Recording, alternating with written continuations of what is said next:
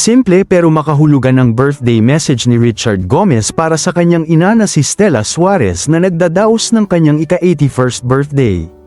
Ilang mga photos din ang ibinahagi ni Richard. Narito ang nilalaman ng kanyang mensahe. Happy 81st birthday to a woman who truly defines what it means to age with grace and fire.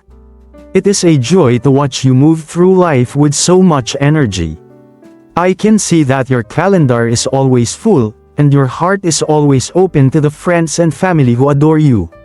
You have this incredible gift of natural charm and charisma that draws people to you the moment you walk into a room. I am so proud to be your son and to witness the vibrant life you continue to build every single day. I want you to know how much I love you.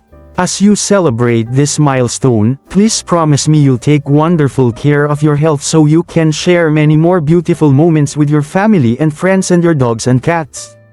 Your well-being means the world to me. I hope to see you very soon. But until then, enjoy every second of your special day.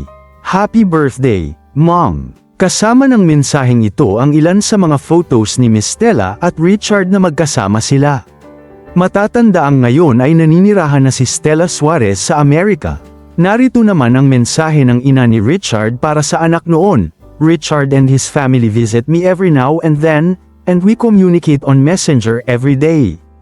I sent him photos of awards I received here in the States, like last year's Life Achievement in Los Angeles and the Mother of the Year in Las Vegas, as well as the awards I received from AmeriAsia Awards International.